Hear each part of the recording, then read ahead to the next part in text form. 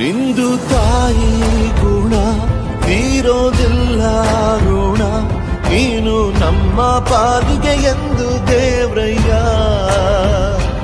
ತಾನು ನೋವ.